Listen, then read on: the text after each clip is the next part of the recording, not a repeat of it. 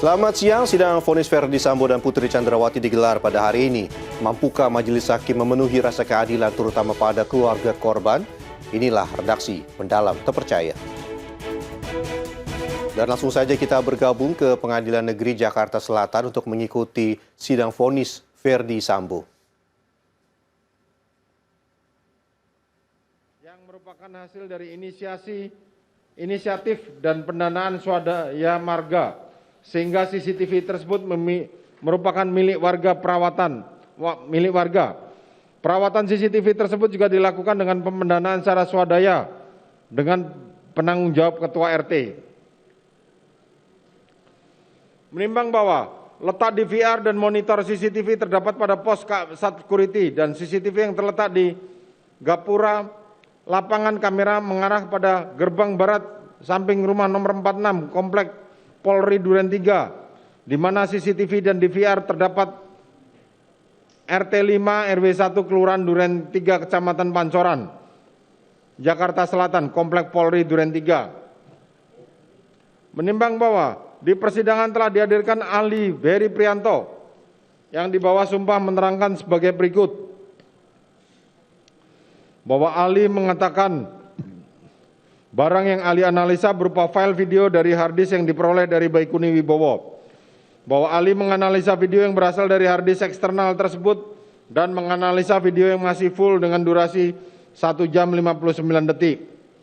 Bahwa ahli mengatakan file video tersebut merupakan kamera yang mengarah di jalan rumah Duren 3 dan ahli mengatakan real time-nya 17.46 waktu CCTV, hanya berbeda 24 detik saja. Atau waktu CCTV lebih lambat.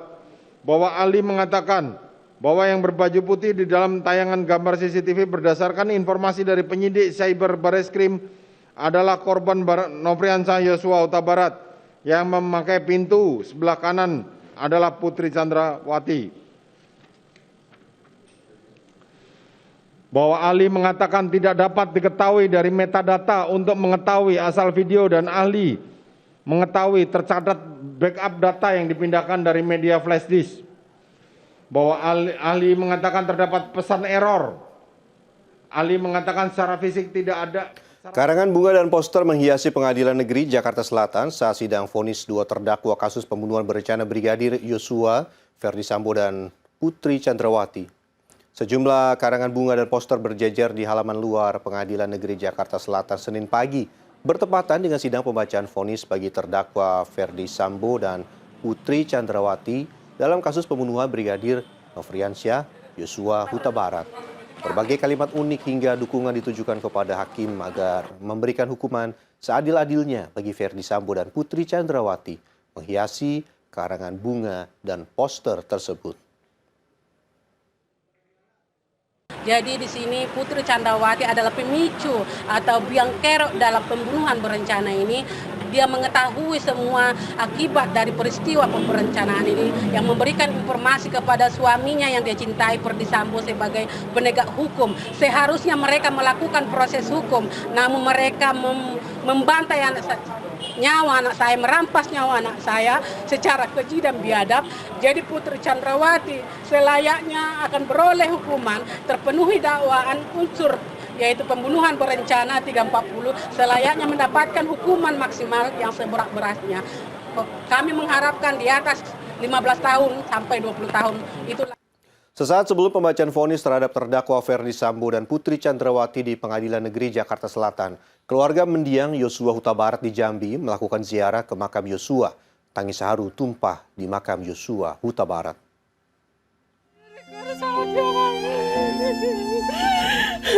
Tangis haru mewarnai suasana saat keluarga dan kerabat mendiang Yosua Huta Barat melakukan ziarah ke makam Yosua Huta Barat di Pemakaman Umum Desa Sukamakmur, Sungai Bahar, Kabupaten Muaro, Jambi, Senin pagi. Satu persatu keluarga menabur bunga di atas pusara Yosua serta memanjatkan doa bagi mendiang Yosua maupun bagi kedua orang tua Yosua yang menghadiri sidang diberi kekuatan mental. Roslin Simanjuntak, tante mendiang Yosua, memohon kepada Tuhan agar hakim menjatuhkan hukuman maksimal sesuai pasal 340 tentang pembunuhan berencana terhadap terdakwa. Ya harapan kita ya kalau semaksimalnya lah hukuman KUHP pasal 340 ya, apa yang semaksimalnya itulah yang dijatuhkan kepada Ferdy Sambo dan Putri. Meski begitu, keluarga memasrahkan segala putusan kepada hakim dan berharap vonis memberi rasa keadilan bagi keluarga. Arven Kennedy, Sungai Bahar, Muaro Jambi.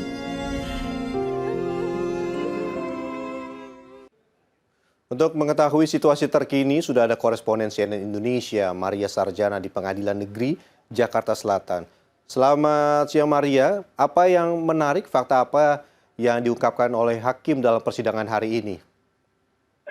Ya, selamat sore Benny. Fakta yang menarik yang kemudian disampaikan. Selamat sore Benny. Fakta yang menarik yang kemudian disampaikan oleh Majelis Hakim pada sidang pembacaan putusan atau vonis terhadap Ferdy Sambo hari ini ada beberapa hal. Di antaranya yang sempat kami catat dari ucapan yang kemudian tadi disampaikan oleh Ketua Majelis Hakim Wahyu Imam Santoso menyatakan bahwa pihak Majelis Hakim mengesampingkan adanya dugaan pelecehan seksual yang sempat diberikan oleh pihak kuasa hukum terkait dengan motif yang kemudian membuat Ferdy Sambo dan juga beberapa terdakwa yang lain melakukan pembunuhan terhadap Brigadir Yosua Huta Barat. Dalam proses pernyataannya tadi, pihak Majelis Hakim menyampaikan bahwa motif memang bukan delik yang kemudian harus dibuktikan dalam sangkaan pasal tuduhan, yaitu kuasa hukum dari Ferdy Sambo ini kemudian dikesampingkan oleh Majelis Hakim yang tadi dibacakan dalam proses persidangan. Selain hal tersebut, ada hal yang menarik lainnya. Di antaranya adalah hakim tadi sempat menyatakan bahwa pihaknya sangat yakin terkait dengan adanya senapan yang atau maksud kami senjata api atau senpi yang kemudian digunakan untuk membunuh Brigadir Yosua Huta Barat. Jadi Hakim Wahyu Imam Santoso menjelaskan bahwa pihaknya yakin adanya senjata tipe Glock atau merek Glock yang kemudian digunakan untuk melakukan penembakan terhadap Yosua Huta Barat di samping senjata lain yaitu senjata HS yang biasa memang dimiliki oleh aparat kepolisian.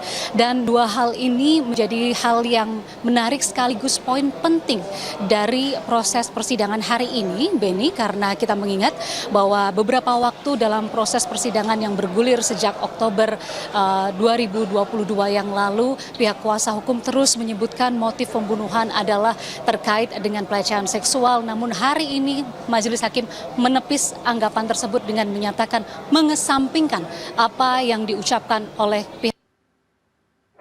Apa yang sudah dibangun oleh pihak kuasa hukum diputuskan oleh Majelis Hakim pada persidangan hari ini, termasuk dengan adanya dua senjata api yang kemudian diyakini oleh Majelis Hakim untuk melakukan pembunuhan terhadap Brigadir Yosua Huta Barat. Saya ingin kembali sedikit mengingatkan kita semua bagaimana proses perjalanan dari kasus ini. Benny, di mana memang kasus ini bermula pada 8 Juli 2022, tetapi pada 11 Juli 2022 masyarakat luas baru mengetahui adanya tewasnya Brigadir Yosua Huta Barat ini dari pengumuman atau dari hal yang disampaikan oleh Brigjen Pol Ahmad Ramadan saat itu yang menyebutkan bahwa Brigadir Yosua Huta Barat tewas akibat baku tembak yang dilakukan antara Barada Richard Eliezer dengan Brigadir Yosua Huta Barat. Dan kemudian kasus terus bergulir di mana pada saat itu awal Agustus 2022 kemudian ada game changer di mana saat itu Barada Richard Eliezer mencabut semua keterangannya dan kemudian mengganti keterangannya sehingga bergulirlah proses persidangan sampai dengan saat ini, yaitu adanya permufakatan jahat atau perencanaan pembunuhan terhadap Brigadir Yosua Huta Barat. Kami di sini masih menantikan, Benny, bagaimana nanti vonis yang akan disampaikan oleh Majelis Hakim. Tetapi kalau kita mengingat tuntutan yang kemudian disebutkan oleh Jaksa Penuntut Umum adalah tuntutan seumur hidup bagi Ferdy Sambo. Apakah nanti Majelis Hakim dapat kemudian memutuskan perkara ini dengan seadil-adilnya, baik bagi korban yaitu Brigadir Yosua Huta Barat bersama dengan keluarganya, bagi Ferdy Sambo dan juga bagi masyarakat yang atensinya sungguh luar biasa di tempat ini. Bahkan kalau Anda juga bisa melihat di belakang saya begitu banyak masyarakat yang turut hadir hari ini untuk mendengarkan secara langsung vonis atau putusan dari Majelis Hakim terkait dengan kasus pembunuhan berencana Brigadir Yosua Huta Barat. Benny, kembali kepada Anda. Baik, Maria, seperti yang sudah-sudah, biasanya sidang Ferdy Sambo maupun yang menghadirkan juga Barada Richard Eliezer selalu dipenuhi dengan masyarakat yang antusias. Lalu bagaimana dengan sidang vonis Ferdy Sambo pada hari ini dan bagaimana pengamanan di sana, Maria? Iya, Benny, seperti yang sudah saya sampaikan tadi, memang hari ini atensi masyarakat luar biasa.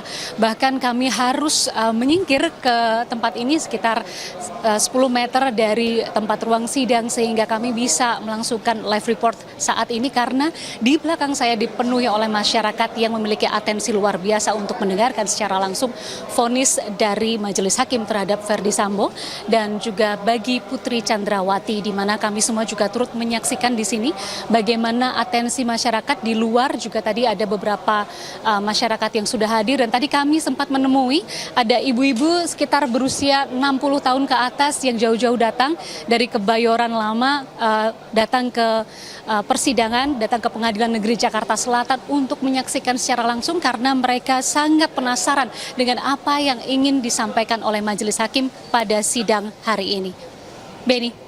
Baik Maria, tentunya juga masyarakat juga penasaran bagaimana dengan sidang vonis hakim hari ini dan tentunya menantikan keadilan bagi para keluarga korban. Terima kasih Maria, kita akan menghubungi Anda lagi untuk mengetahui bagaimana informasi terkini dari Pengadilan Negeri Jakarta Selatan. Selamat bertugas kembali.